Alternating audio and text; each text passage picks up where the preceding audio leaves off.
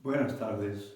Después de saludarles, hoy vamos a celebrar esta catequesis dentro de este programa el querigma en la nueva evangelización, precisamente recordando como el Papa Juan Pablo II, que insistía acerca de la necesidad de una nueva evangelización, convocó el último sínodo en el que él participó como miembro del mismo y como fruto fue recogido este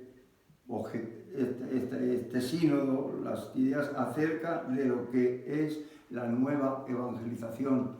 Lo recogió el Papa Francisco y poco después presentó la exhortación postsinodal Evangelii Gaudium, el gozo del Evangelio. ¿Qué es la nueva evangelización? El Papa se planteaba esta cuestión porque la iniciativa no la había tenido el Papa, sino era de Dios, el que había inspirado el presentar este lema, este objetivo como tarea de la Iglesia. Y entonces, en esta exhortación postsinodal, que como digo, ya fue presentada por el Papa Francisco, sí que se nos decían en concreto algunas tareas a realizar. El Papa decía que lo primero que había que hacer era renovar la parroquia con nuevos objetivos, con nuevos métodos, pero que lo importante era la necesidad de nuevos evangelizadores. No habría nueva evangelización, aunque se presentaran unos planes estupendos, bien meditados, escuchando la voz del Señor, lo que Dios quería acerca de la nueva evangelización, que había recogido el sínodo y que había concretado el Papa Francisco. Pero lo principal no era eso, como decía el Papa Benedicto XVI en el Ángelus del día de San Esteban, el año 12. Decía Benedicto XVI, San Esteban es un modelo para cuantos quieran ponerse al servicio de la nueva evangelización. Él demuestra que la novedad del anuncio no consiste, dice el Papa Benedicto XVI, la novedad del anuncio no consiste primariamente en el empleo de métodos o de técnicas originales, que ciertamente tienen su utilidad y hay que procurar tenerlos, sino en estar llenos del Espíritu Santo y en dejarse guiar por Él. El evangelizador se vuelve capaz de llevar a los demás a Cristo de forma eficaz cuando vive de Cristo, cuando la novedad del Evangelio se manifiesta en su propia vida. Por tanto, la nueva evangelización exige nuevos evangelizadores, exige hombres nuevos, exige santos, exige el que los evangelizadores sean de verdad hombres nuevos para que sea nueva la evangelización. Y el Papa Francisco, en una audiencia, pues al recalcar la necesidad de que estamos llamados a la santidad, que hemos de ser hombres nuevos, pues como fruto del bautismo que hemos recibido, en germen, esa santidad, ese ser hombre nuevo, ser como Cristo. Decía el Papa que esto nos puede llamar la atención. Dice, la Iglesia brinda a todos la posibilidad de recorrer el camino de la santidad. ¿Qué puedo hacer yo que me siento débil, frágil, pecador? Es decir, que hay personas que se echan a reír cuando se les dice, oye, tú tienes que ser santo. Pues esto es lo que el Papa nos dice. ¿Qué puedo hacer yo que me siento débil, que me conozco y sé cómo soy? Y dice el Papa Francisco, dejémonos contagiar de la santidad de Dios. Es el encuentro de nuestra debilidad con el poder de la gracia. Ser santos lo hemos de ser por contagio, por nuestra unión cada vez más con Jesús, con la mente, pensar como Él, con el corazón, ser para nosotros Cristo el centro de nuestra vida y unirnos a Él siendo fieles a la voluntad del Señor. Por eso el Papa nos espera a todos con los brazos abiertos. Podemos llegar a ser santos por contagio, porque nos unamos de corazón a Cristo y Él nos comunique y nos haga participar de su misma santidad. Pero podríamos pensar y plantearnos, pero ¿qué es la santidad? La finalidad de nuestra presencia en este mundo, ya lo decíamos al principio, el hombre está en este mundo para hacer presente la santidad de Dios, la bondad de Dios. La creación manifiesta la sabiduría de Dios, la belleza de Dios, la inmensidad de Dios, la bondad de Dios. Pero el hombre es el único capaz de manifestar, siendo imagen y semejanza de Dios, habiendo sido creado en estado de santidad, de justicia y santidad. La misión nuestra es manifestar dentro de la creación la bondad de Dios, la misericordia de Dios, el amor de Dios reflejado en el corazón y en la conducta del hombre. Por tanto, estamos llamados a la santidad sencillamente por ser hombres, pero una vez que tuvo lugar el pecado, necesitábamos la redención llevada a cabo por el Señor para que pudiéramos de nuevo manifestar la santidad de Dios dentro de la creación. Ser como debemos de ser. Esto es la santidad. Y la santidad, en primer lugar, consiste en que Dios mora en cada uno de nosotros. Si alguno me ama, mi Padre le amará, y vendremos a Él y seremos y haremos morada en Él. El hombre ha sido creado para que Dios tenga una morada en la tierra, que es el corazón del hombre. Esa participación en la misma vida eterna de Dios. Y por eso, ver como al principio del cristianismo, cuando San Pablo escribe, por ejemplo, a los cristianos de Roma, los llama santos. Dice la carta a los romanos, todos los que están en Roma, amados de Dios, llamados santos, gracia y paz de Dios nuestro Padre y del Señor Jesucristo.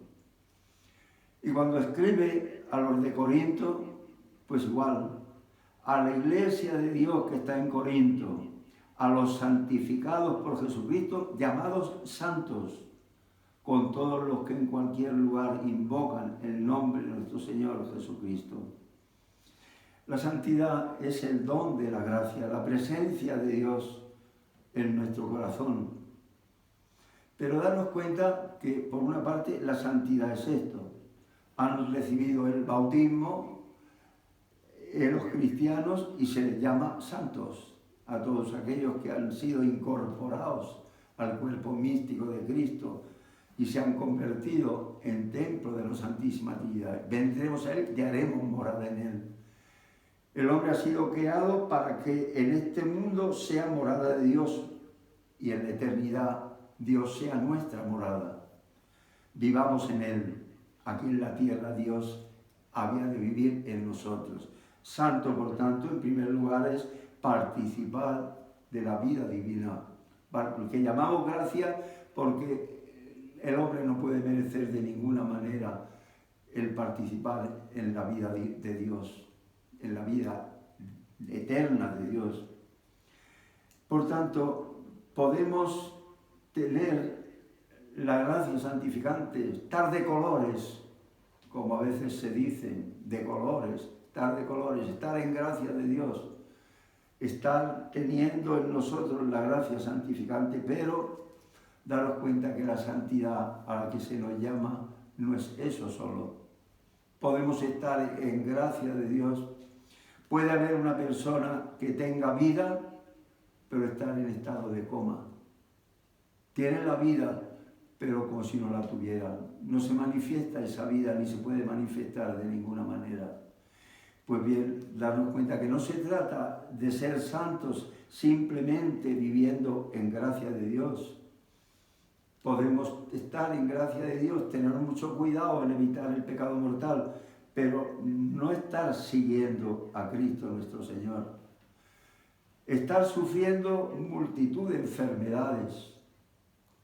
No ya me refiero al estado de coma, sino que tenga uno vida, pero está enfermo, está postrado, no puede llevar a cabo una actividad, sino que aún estando con vida y estando con cierta disposición, pero no es capaz de salir a pasear, no es capaz pues, de tomar ciertos alimentos. Es decir, que las enfermedades del alma impiden que nosotros seamos verdaderamente santos, que manifestemos, seamos capaces de manifestar esa santidad que hay en nosotros por la presencia del Espíritu Santo, santificador.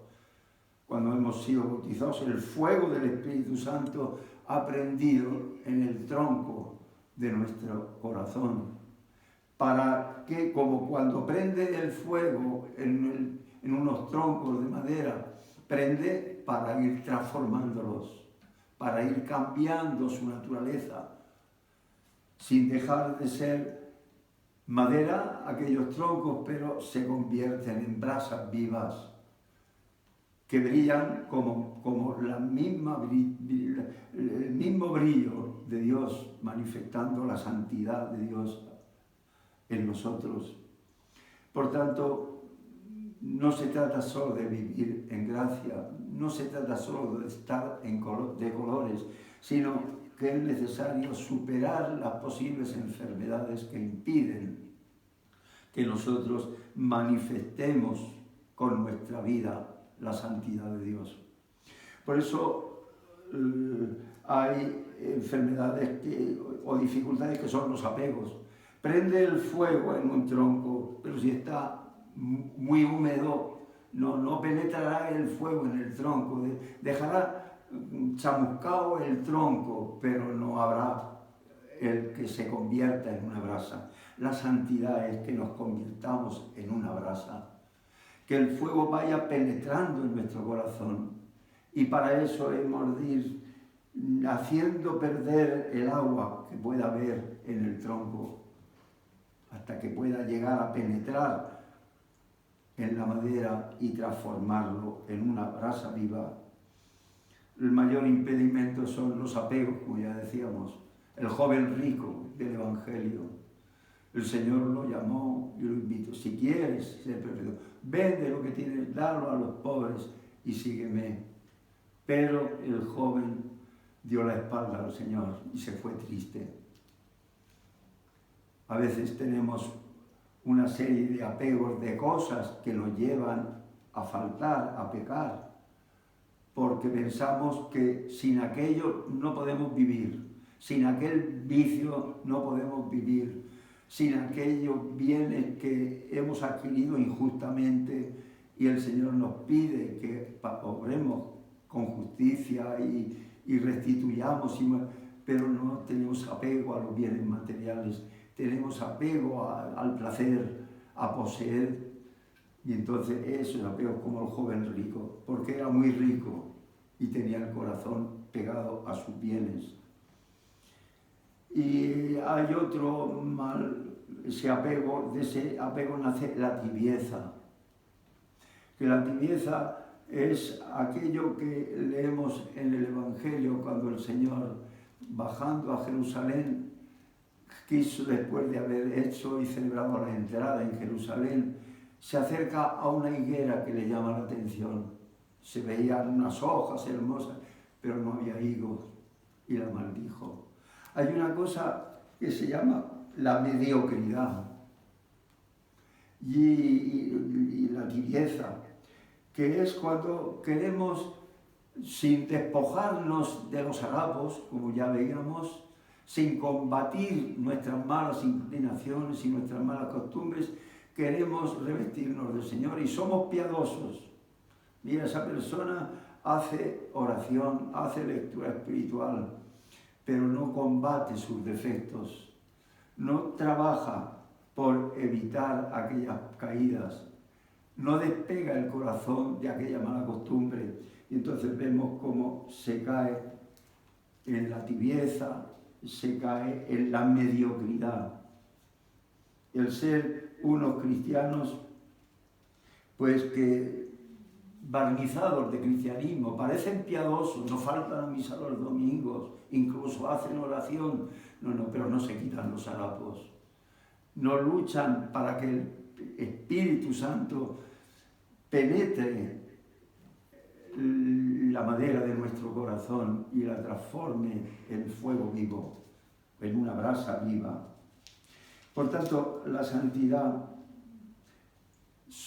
también significa esa transformación del corazón, el tener un corazón nuevo, que ya no sea madera, ni madera chamuscada, sino una brasa viva, como estamos diciendo, y esto es la santidad. Cuando el amor de Dios ha penetrado de verdad en el corazón y ha ido quemando el egoísmo, ha ido quemando la soberbia, ha ido quemando los apegos y se ha convertido en una brasa viva, como ya decíamos.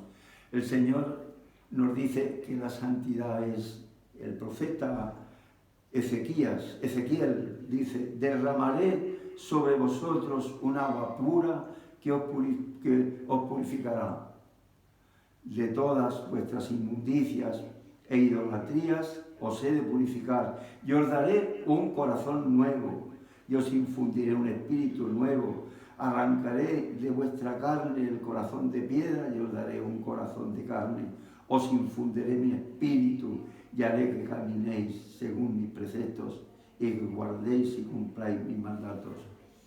Esto es la santidad. La santidad también es ese cambio de corazón. Lo que es el corazón nuevo es el corazón de Cristo. Tener un corazón, hacer nuestro corazón, decimos al Sagrado Corazón de Jesús, hacer Jesús manso y humilde de corazón, hacer nuestro corazón semejante al vuestro, al corazón. ¿Y cómo es el corazón de Cristo? Y entonces Él mismo en las bienaventuranzas nos va diciendo: bienaventurados los pobres de espíritu, porque ellos es el reino de los cielos, bienaventurados los mansos, bienaventurados los misericordiosos, los que tienen hambre y sed de justicia. Son facetas del mismo corazón de Cristo. Y dice el Señor: felices, bienaventurados, porque la felicidad en este mundo consiste en tener ese corazón nuevo. El corazón de Cristo, de Jesús, lo representamos un corazón envuelto en el fuego, es decir, un corazón que arde en el amor de Dios y en el amor a los demás. Un corazón que está rodeado de una corona de espinas, y esas espinas es las exigencias de la caridad y del amor a los demás, de saber sufrir a los demás. Bienaventurados los misericordiosos. A veces el trato con los demás causa de sufrimiento para nosotros. El aceptar a los demás como son cuesta, pero sobre todo campea la cruz, en donde ha tenido que ser crucificado el hombre viejo, nuestra soberbia, nuestro egoísmo. Ese fuego es el que lo transforma todo. Pero la santidad no es solo una transformación del corazón, como hemos leído en lo del profeta Ezequiel, y dice el profeta Ezequiel: os infundiré mi espíritu y haré que caminéis según mis preceptos. Esa santidad también se ha de manifestar en nuestra conducta. Haréis que caminéis según mis preceptos y que guardéis y cumpláis mis mandatos.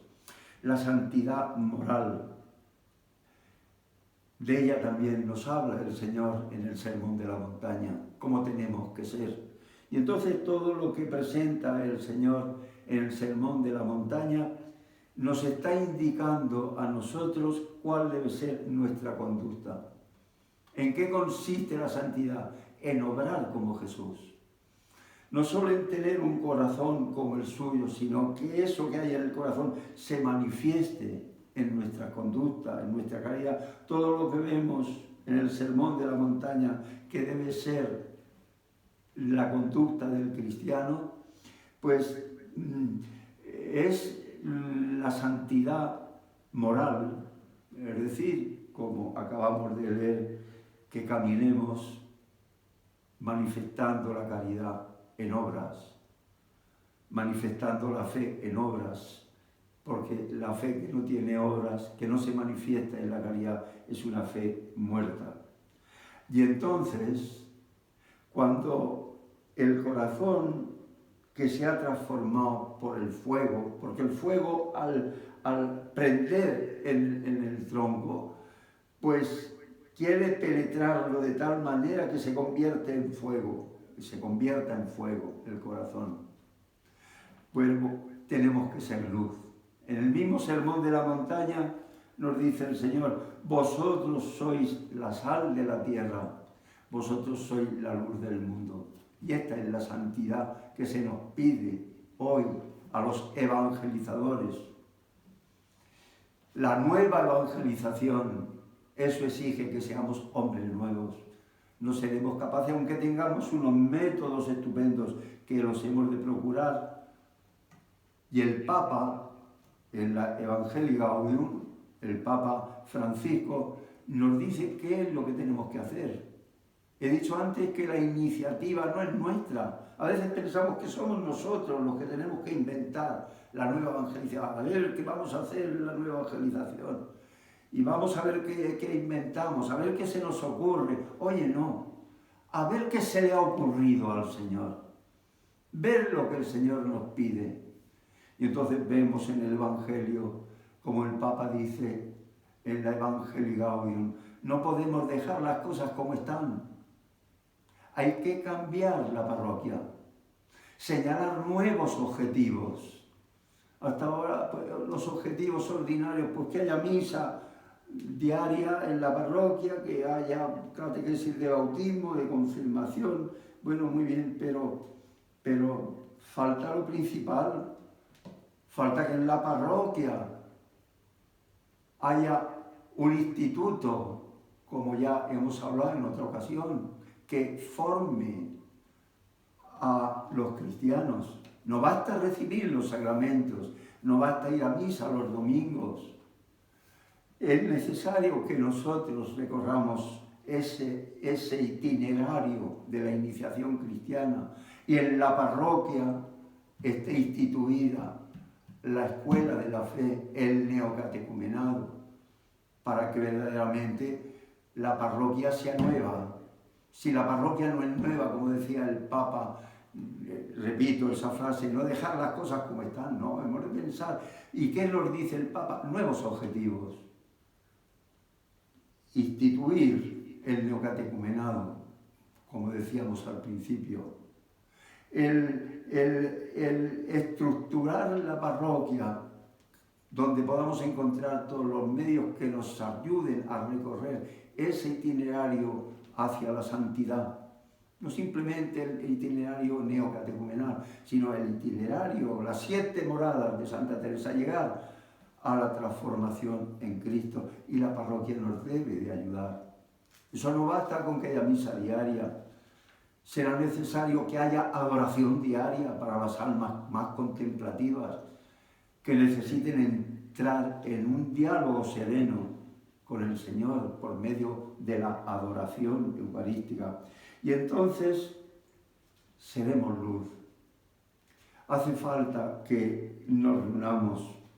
En la vigilia pascual está significado este deber y esta misión de ser luz del mundo y sal de la tierra, cuando en la vigilia pascual el pueblo se acerca, la vela, el cirio pascual es Cristo resucitado, que ilumina en la noche de este mundo, Cristo resucitado. Y los cristianos que llevamos una velita, una candela, nos acercamos a encender en el fuego de aquel cirio pascual, y entonces se propaga esa luz.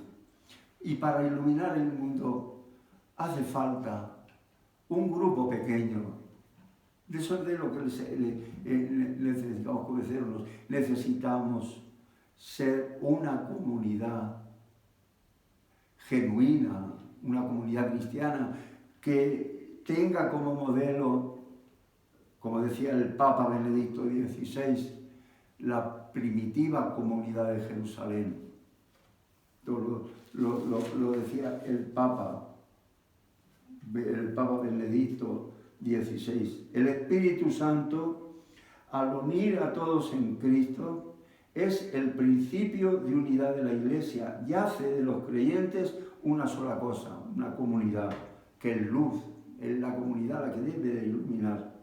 La enseñanza de los apóstoles, la comunión fraterna, la fracción del pan y la oración son las formas concretas de vida de la primera comunidad cristiana de Jerusalén, reunida por obra del Espíritu Santo. Pero, y aquí el Papa subraya esto, constituyen al mismo tiempo los rasgos esenciales de todas las comunidades cristianas en todo tiempo y lugar. No podemos llamar comunidad a unas personas que se reúnen una vez a la semana para hacer un comentario espiritual, ¿no? Es necesario que esa comunidad se reúna para la fracción del pan, la Eucaristía, en la que realiza la comunión entre todos. Vivir la comunión mediante la práctica del mandamiento nuevo.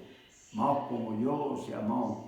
Vivir la comunión en la oración, con demás reunidos en mi nombre. Allí estoy yo, en medio de ellos, comunicando mi espíritu en todas estas notas que nos dice aquí. Y la enseñanza de los apóstoles, las celebraciones de la palabra.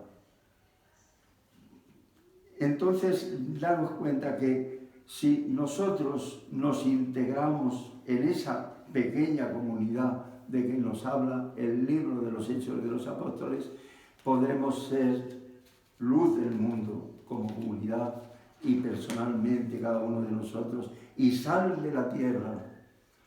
¿Qué es la sal? Pues la sal ama, podemos decir. Una persona, podemos poner un ejemplo vulgar. Si una mujer quiere hacer una comida, un cocido, pues pone los ingredientes necesarios y echa garbanzos, patatas, el tocino, lo distinto, y al final echa una cantidad de sal y todo aquello hierve. Y cuando ha hecho ya el cocido, podemos decir, la mujer empieza a sacar las cosas, si saca los garbanzos, si saca las patatas, si saca la carne, saca el tocino, saca lo que ha hecho, y decimos, ¿y la sal? Que saque la sal, ha echado sal también. ¿Dónde está la sal? En todo. ¿Qué le ha pasado a la sal? Que ha muerto, que ha desaparecido. Ser sal de la tierra es estar dispuestos a morir en bien de los demás. La sal ha muerto, pero ha comunicado su sabor a todo, a la patata, al caldo, a todo lo demás ha comunicado. El cristiano es aquel que está dispuesto a morir a su egoísmo, a morir a su soberbia. Esto es la santidad. Y entonces, en ese morir por dar la vida, estamos comunicando sabor de vida cristiana en el mundo que nos rodea. Vosotros sois la sal de la tierra. Por tanto, los cristianos, si queremos ser hemos de morir a nuestra soberbia, a nuestro egoísmo, a nuestros deseos de placer, por amor al Señor y por amor a los demás. Y si hemos de ser luz, ¿qué hace falta para que seamos luz? De San Juan Bautista se dice que era lámpara que ardía y brillaba. Nosotros, si queremos ser lámpara, si queremos ser luz, no solo como comunidad, sino también personalmente, individualmente, pues tenemos que arder. Lámpara que ardía y brillaba, iluminaba. Tenemos que arder en el amor a Jesucristo. Tenemos que arder en esa unión con Él, con nuestra mente, con nuestro corazón, con nuestra vida. Y entonces seremos capaces de iluminar el mundo. Es necesario purificar el corazón. No hemos de dejarnos arrastrar por la corriente del mundo. Hoy, con qué facilidad en nuestra sociedad secularizada, donde se vive como si Dios no existiera. Nosotros no podemos dejarnos llevar de la corriente. Hemos de ser modernos, hemos de ser fieles a lo que somos. No hemos de dejarnos arrastrar de la corriente del mundo, viviendo como vive el mundo sin Dios. Decía en la carta a los Efesios, San Pablo dice: en otro tiempo, dirigiéndose a los cristianos, fuisteis tinieblas, vivíais como los demás, a merced de vuestras pasiones, de vuestro egoísmo, de vuestros deseos de placer, yendo en la impureza, en ese apego a todo lo que es causa de algún placer o una satisfacción. Dice: en otro tiempo fuisteis tinieblas, mas ahora sois luz en el Señor. Vivid como hijos de la luz. Hemos sido hechos hijos de Dios en el bautismo. Vivid como verdaderos hijos de Dios. Vivid, pues el fruto de la luz consiste en toda bondad, justicia, verdad. Examinar lo que agrada a Dios, lo que agrada al Señor. Hemos de vivir no pensando en lo que agrada a la gente para hacernos aceptables. No. ¿Qué es lo que agrada al Señor? Dice, examinar qué es lo que agrada al Señor y no tener otra preocupación que hacer lo que agrada al Señor. Esto, ¿cómo lo ve el Señor? No como lo ve la gente, no como lo ve el mundo, con un criterio puramente materialista, no.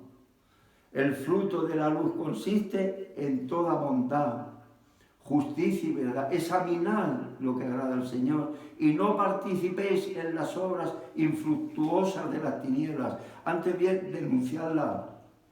No dejaros llevar por la corriente.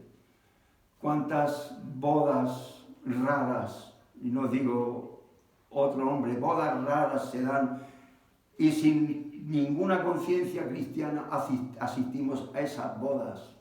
No os dejéis llevar de la corriente, no dar el visto bueno con vuestra conducta a lo que a los ojos de Dios está mal.